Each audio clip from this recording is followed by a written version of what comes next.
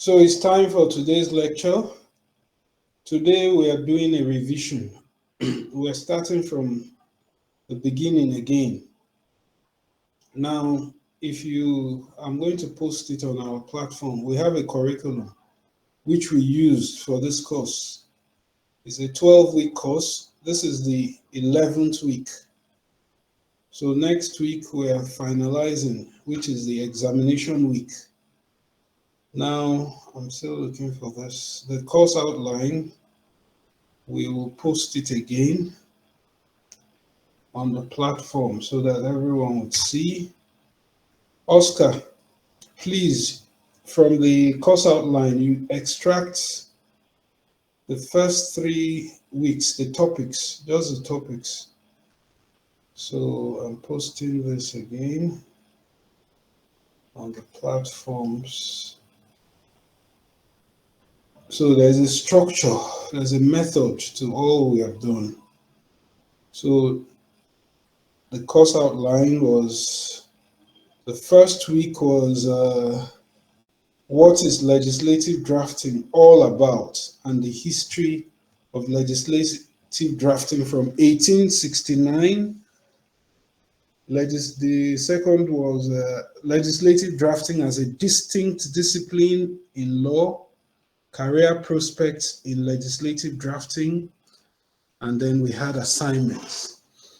So I think the way we should go about it is, if you were here from the beginning, if you have any questions on anything we have discussed, any of this, please feel free to ask the question.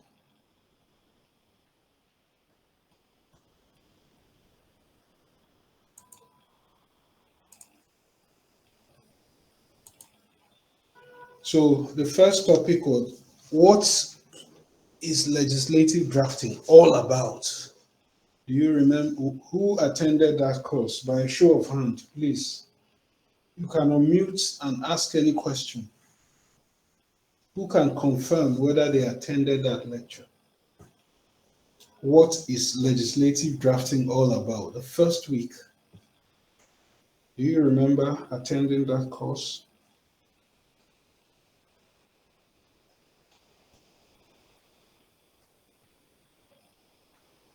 Who can remember? Or none of you attended the first week? Yes, Teboho, please. Yes, Prof. I think I attended the first week. Okay. Yes, but I don't know if I can. Okay, so the first topic was, what is legislative drafting all about, and the history of legislative drafting. Oscar, please, you project this on the screen. I'm sending to you now.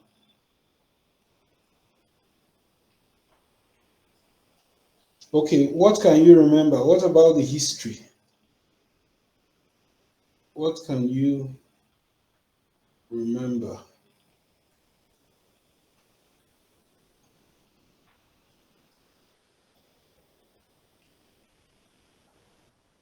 My colleagues will assist, but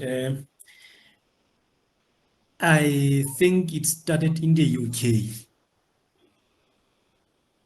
Okay. The parliament back then, the law-making body, they didn't have expertise among themselves to draft the law. So they had to get services from private lawyers who were charging them huge amount of money for drafting legislations. Okay. Was it just the money that was the problem? No, not necessarily. There were two challenges. I think the first one was that of money, whereby the lawyers were charging per word. So they will produce a very big act so that they can charge more money. The second one was the language used in drafting those pieces of legislation. It was a bit technical for those lawmakers to understand, or even everybody to understand what was said in that law. So the lawyers were making it difficult for ordinary people to understand the law so that they can go back to them for the interpretation again. So they decided to have their own in-house people who draft the law from the instructions from the parliament. That's how the issue of legislative drafting was began. The first person who was responsible for drafting the law, was it Henry Drink? Good, excellent. Yes. So he even produced a book on the legislative drafting after assuming the role in that office. Good. Yes. Good. So you have given us a good history. Thank you. Yes. So let me admit, Little Boho, you have also shared, you are raising your hand. You want to? No, Prof. I was just going to say, I think Mr. Matekane took a mouthful. Yes. Yes, I want to believe he has talked to almost all the parts that Prof might have been interested in us to give the input on. Okay. So look at the chat box. I'm putting in some things to bring to your mind. Legislative drafting is a translation of policy, the intentions of Parliament or the executive into bills and legislation. Now, lawyers who draft bills and legislation are comparable to midwives. So these are things, reminders. When we say what is legislative drafting all about, it means translating the intentions of Parliament or the executive into bills, into legislative language or legislation. Now, a lawyer who drafts is like a midwife. A midwife, a woman has child inside her tummy. She cannot bring it out. It is the midwife that helps to bring out that child. So whoever is instructing you to draft bills, they have ideas inside their heads. They have an intention. Your job as a legislative drafting lawyer is to bring it out, safe delivery. Without a midwife, the child can die or the mother can die. So it is the work of the midwife to help that process, bring out that child in a safe manner. So it's the same thing that you're doing as a legislative drafting lawyer. People tell you their ideas, you bring them those ideas out in a safe manner. Okay? Now, the definition, when do you say you have done, when is a bill or legislation effective? Now, I'm going to write it.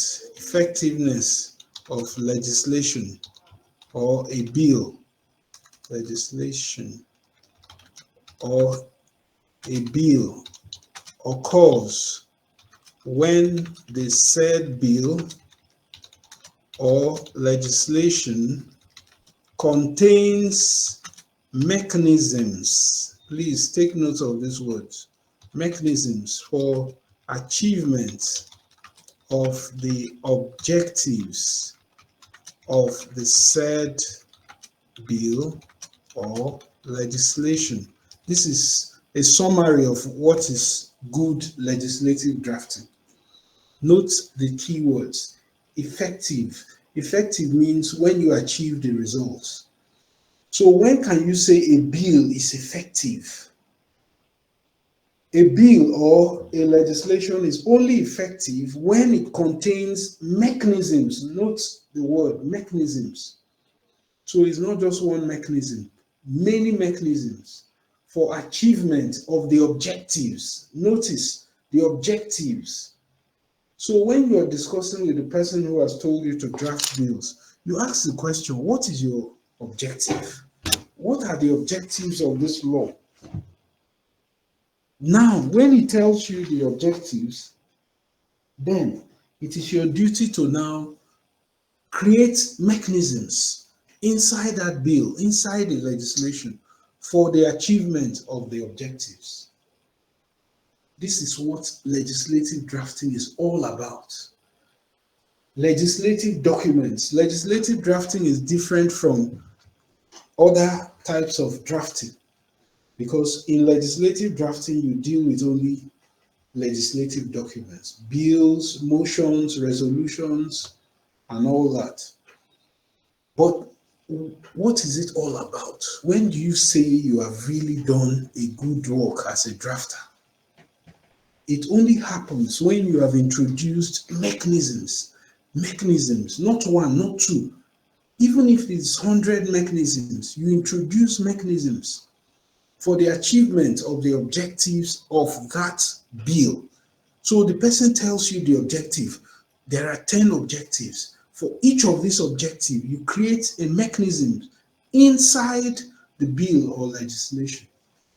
That is when you say, yes, I have drafted an effective bill. There must be a mechanism for achievement of the objectives.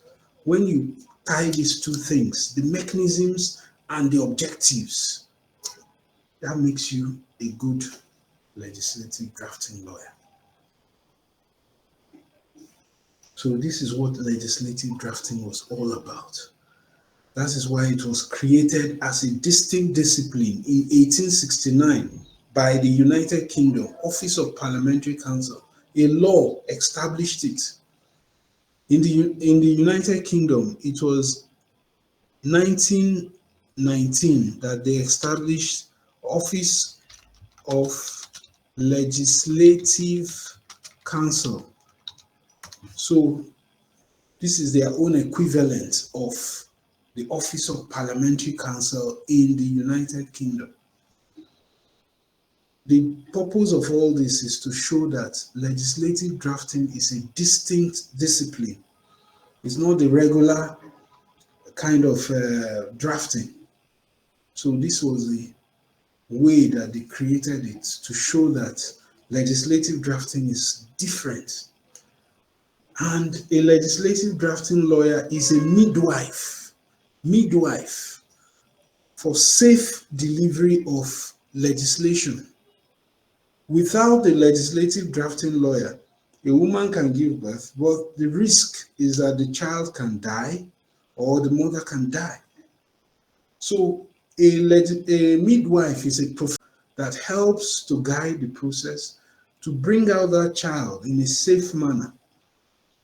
A child is inside the body of somebody. The intentions of parliament, the objectives of legislation, they're inside the head of somebody. But the legislative drafter who is skilled brings it out, then puts it in a format to achieve the objectives with mechanisms. So once you know this, once you understand this about legislative drafting, then you're a good legislative drafting lawyer.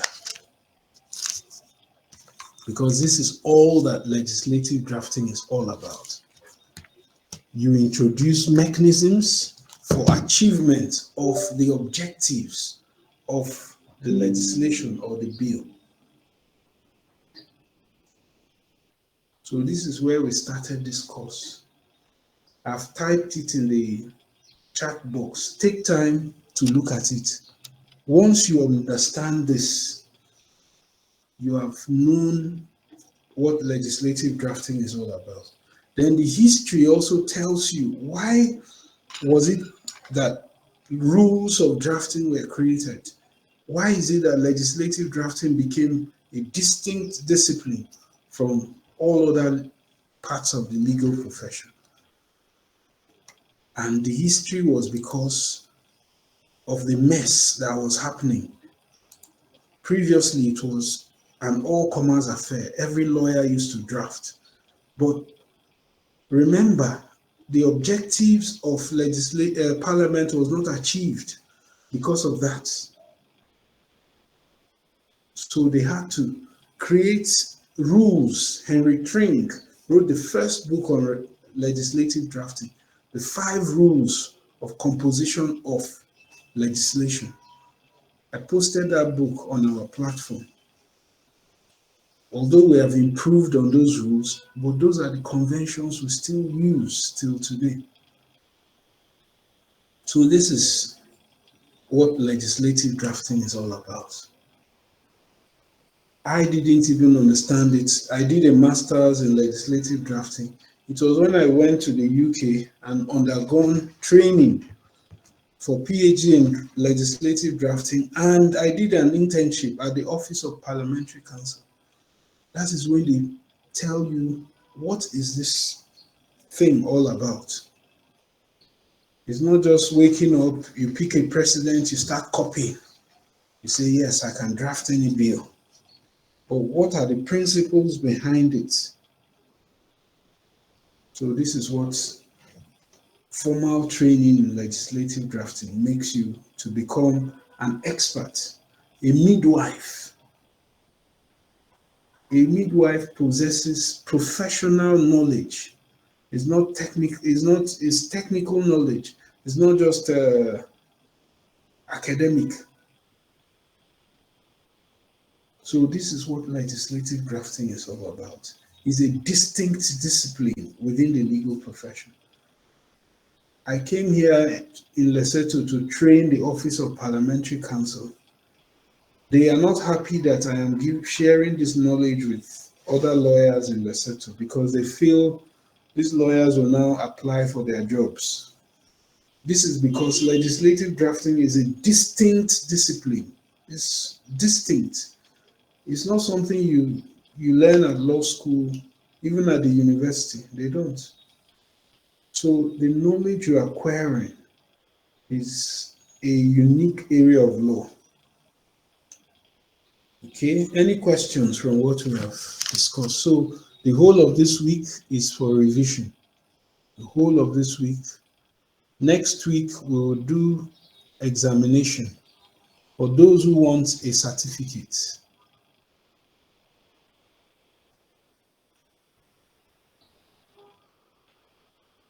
Any questions? Any questions?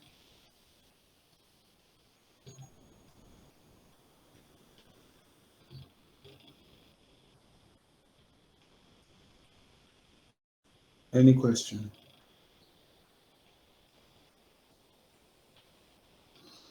Any questions?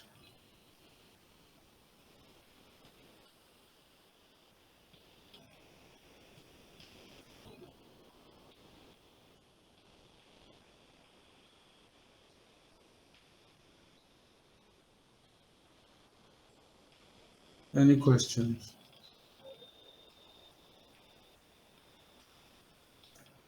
Any questions? Okay.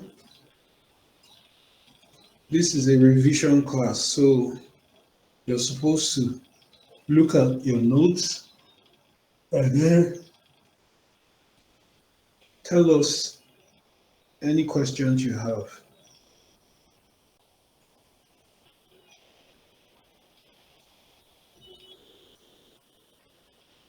Any questions?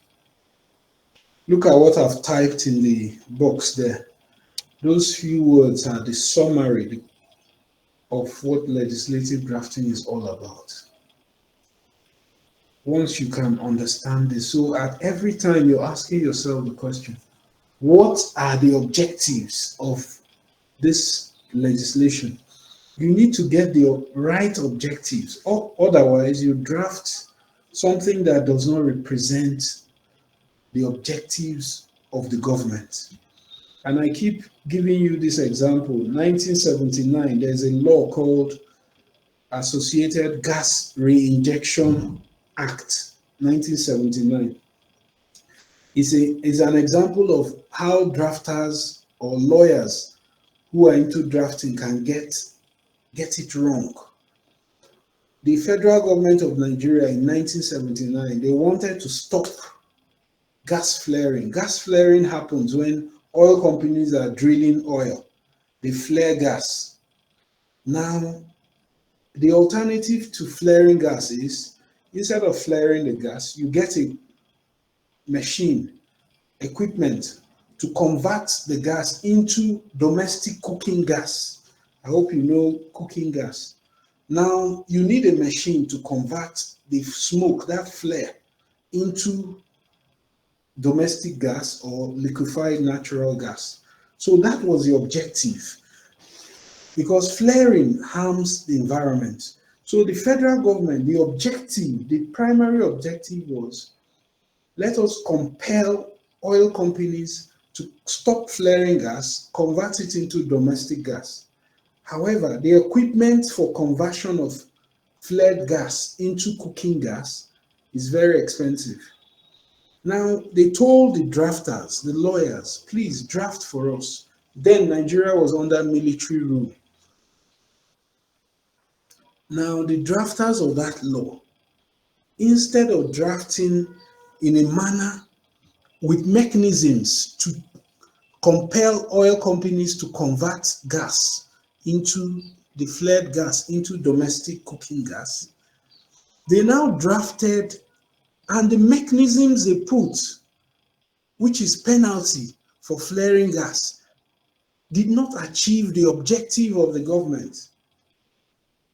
So instead of saying within 5 years, every oil company should have a conversion plant that converts flared gas into domestic cooking gas, they now started imposing penalty for flaring. They said if you flare 1 cubit, you pay 1 million naira, thinking that 1 million is a big money for oil company. 1 million is small money. So what the oil companies did was, when they compared the cost of getting the equipment to convert gas into domestic cooking gas, they preferred to pay the penalty, the fines, because it was cheaper to pay the fine than to get the equipment from abroad to Nigeria to convert flared gas into domestic cooking gas. This is an example of that law called Associated Gas Reinjection Act 1979 is an example of how a drafter can miss the objectives of any law, and you now have unintended consequences. So we use that as an example of when a drafter does not understand introducing mechanisms that will help to. Any questions? Any questions?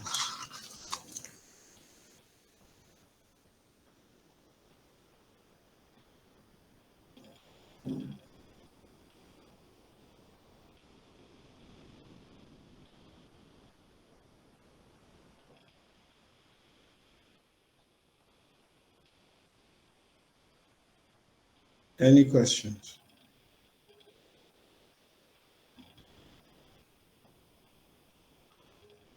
Any questions?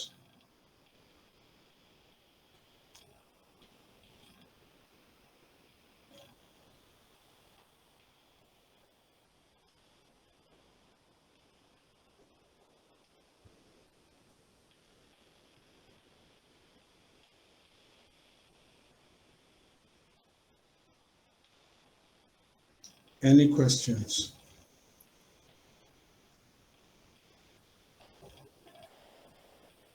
Yes, Prof. Yes, go ahead. From the example you have just made, I'm reminded of our own Stock Theft Act The of what? 2000. Stock Theft Act. Okay, okay. Yes, there was rampant stock theft at one point, and Parliament made an act to stop this crime. So I think there was a section within the act which prohibited delivery, conveying, of stock theft or produce between the hours of sunset and sunrise. So basically, no stock could move between sunset and sunrise. Hey. And culturally, we normally go to the plowing fields during the time we are plowing. We normally move before sunrise. So it created a challenge as to whether are we committing a crime, and it penalized that movement of stock between the set times. So I think we have been practicing that thing of moving before sunrise when going to plow, despite the presence of that particular section, because the police couldn't enforce it because it's our culture. That's how we normally work. Our fields are normally far from the village, so we have to wake up early. So I'm not sure if they have since revised that section, or the section is still there, but nobody can enforce it. That's good. That's good. If you look, there are many laws that are like that. You draft a law, but without getting the objectives of what you match the mechanisms in the law with the objectives. Yeah. So these are examples. But once you understand the mechanisms that should match an objective, each objective, one mechanism, each objective, one mechanism, and then you know the context in which you are living, your country, because each country has its own peculiar. So the drafting process requires a lot of thinking so that you do not get it wrong. You do not get it wrong.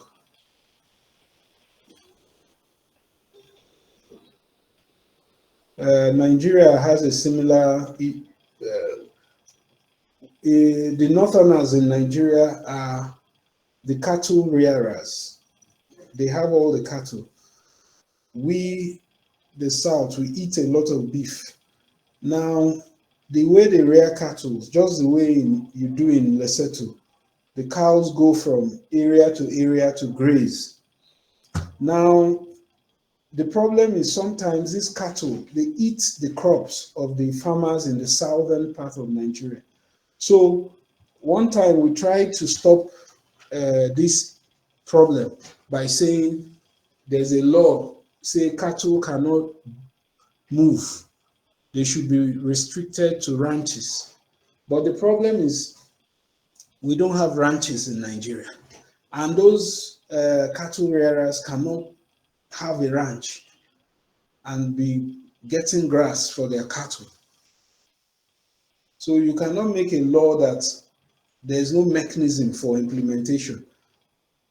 And most of these cattle rearers in Nigeria, they have guns, they have knives. So how do you implement it against them? They can, if you go to arrest them, they use their knife. So you have to think of better mechanisms for implementing that law. In our federal capital of Nigeria, which is Abuja, there was a law. The minister said, oh, nobody should any cow grazing in the moving around in the city will be slaughtered and eaten.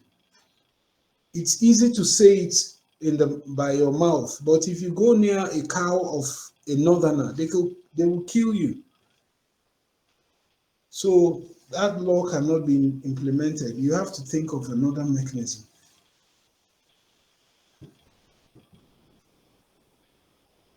So any questions? We are now at 2 o'clock. The revision will be an easy time. We are not pressed for time.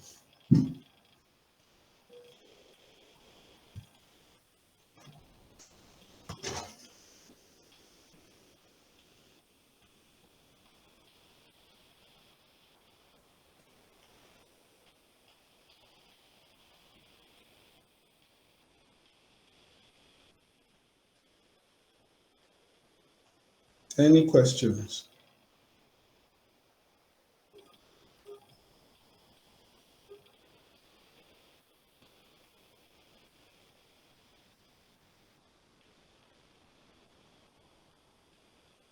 Yes, Prof. From the examples, perhaps the public consultations were not properly done. I Okay. think, unless the consultations were done, but the opinions of the people were disregarded.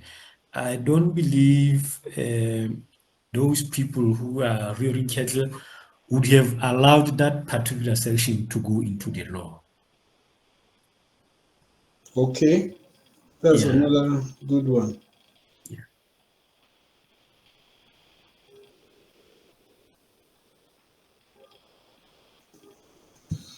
So if you look across your laws, you will see you learn from the bad examples, you learn from the good examples. The good example is when laws contain mechanisms for achieving the objective. I can give you an example. Although it's not yet a law, in Lesotho, this idea of the police stops you, they use a breathalyzer, and if you're above the drinking limit, they now post your face on their social media. Although I don't think there's a law for it, but it works. It achieves the result. So I had visitors I hosted some guests. All of them had alcohol. The driver refused to taste one drop of alcohol. She said if they are driving home and the police stops them, it will be a problem. And she doesn't want her face on the police social media. So that's an example of when you have a mechanism that achieves the objective of the law. Practical mechanism, something that works. So as a drafter, you're always thinking, what will I introduce that would work? Not just you just want to write. If you just want to write words, that's literature, poetry. It doesn't show that you're writing legislation because legislation is supposed to be effective. Effect means it should deliver the outcome of the objectives. Any other questions? Any other questions? Okay, if there are no questions, we'll stop at this point. Tomorrow we continue. The whole of this week is revision.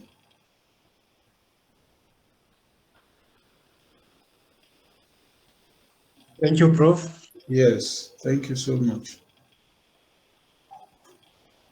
So we see tomorrow. Continue. All right.